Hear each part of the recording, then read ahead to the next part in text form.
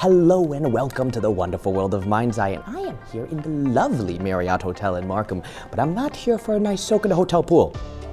Okay, maybe later. We are at Hey Fun Market. It's a fun little show meant to celebrate the Lunar New Year. We got artists, we got toys, we got dragon dancing, and even a live snake. So let's go in and let's celebrate together.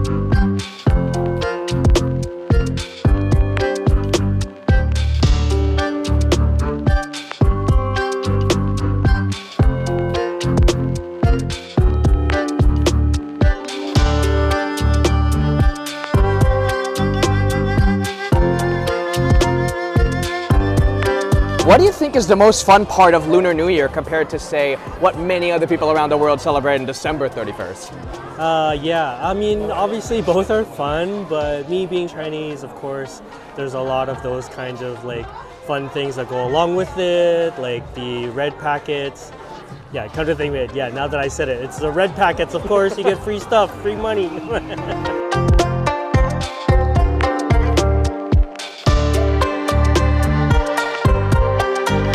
Most fun part about this market so far? You know what? It's gotta be the people. A lot of these people here, they're previous vendors that we worked with. They're like local people, local businesses in the community that we've, befriended over the years, and we're all coming together to put on like this cool event. And I'm really proud to be here, honestly.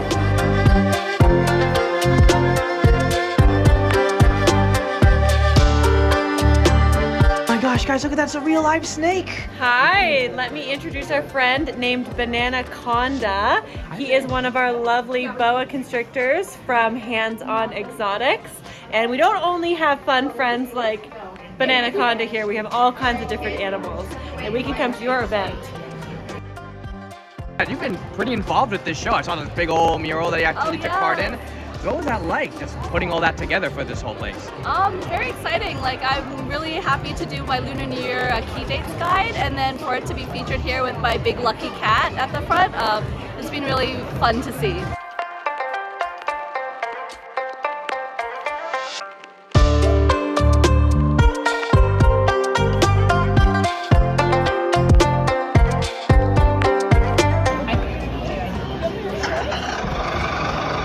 No way. I'm here with Jollibees. Nice to meet you, my friend. Nice to meet you. Yeah. Your love of fandom is something you wear on your sleeve. There's a lot of like one-piece stuff at your booth and things like that. What other inspirations do you have in terms of creating your own style? I think a lot of my inspiration comes from like a culmination of everything I've done through experience wise through my career. So right out of university I worked at Disney, and so Disney has been a big part of my inspiration, like from Steamboat Willie's aesthetic to just all of Disney overall. Growing up, I used to play baseball, so sports logos and team graphics, stuff like that, like really resonate with me. I ended up working for Adidas as a graphic designer, and through sport, I found a lot of inspiration as well. Disney, what kind of Disney stuff did you do back in the day? Okay, so I designed flyers, advertisements and flyers. I also designed what's called a shop-in-shop. So when you go to like a store like Toys R Us or something, you can go inside and then you'll see a Disney section. I designed the Disney section for Toys R Us. Also, all of those like little banners and things like that you see when you go down the aisles. Ooh, clever. Yeah. All the little kids have seen your work. Yeah. You just didn't know it yet. Do you have any resolutions for the New Year's in terms of your business, how you want to grow, what sort of plans that you have for Jollibees? That's a good question. I think what I want to do is just grow overall with more designs. I want to make more t-shirts and more trading cards, but I also want to get our product more into stores across North America. So reaching out to retailers in America, stuff like that. Ah, yes, there you go. Get ready, guys, because Jollibee's about to go worldwide. It's Mr. Worldwide over here. Mr. Worldwide. I'm here with Joey Dolls. Nice to meet you. Hi, nice to meet you. Yeah. What truly inspired you to sort of take the initiative and create dolls for different kinds of Asian cultures? Yeah, so it was actually during the pandemic with the rise of anti-Asian hate, and I really wanted children to feel proud of who they are. And so I was looking for dolls, especially during that time where we were all trapped in our homes. We felt really lonely. I really wanted to create like comfort with children and feel proud of who they are. So I was looking online, looking for dolls that could comfort my daughter, who was around 1 year old at that time. And I found it so difficult to find dolls that we could connect with, that she could see herself in, but also we're Asian, but we're also of mixed background. Like I'm Chinese Malaysian and my husband's Korean. I really wanted my children to identify with those cultures and those backgrounds.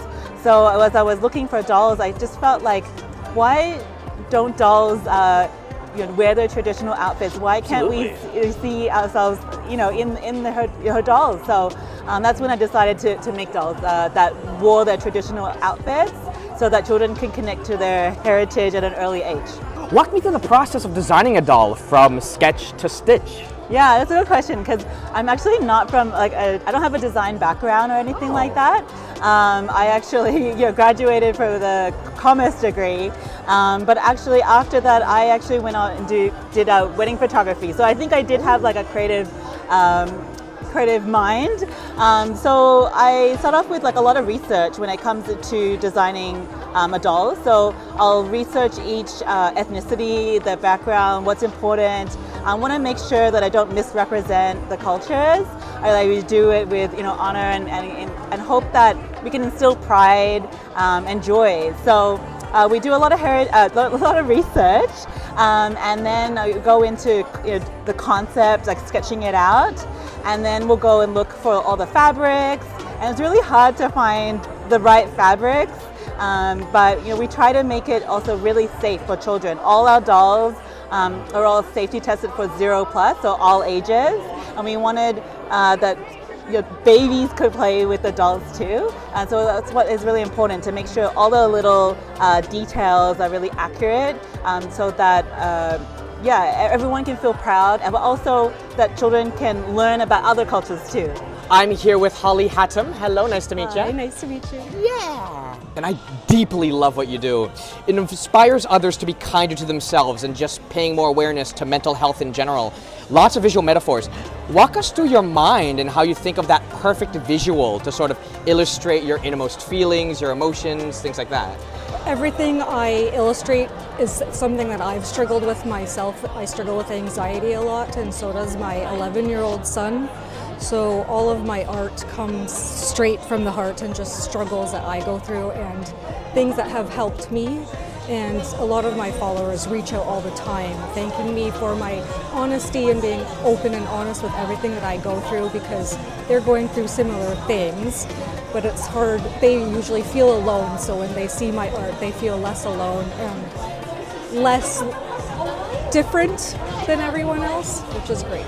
Yeah, no, that's very, very important, because when you're struggling through that kind of things, you do just like subconsciously feel like I'm alone in this feeling. I'm just an isolated island. But the fact that you're keeping in mind all of these people and all of them follow you, it just adds that little sense that you are not alone. I get that. I see your art and I instantly think of myself in it, which is lovely.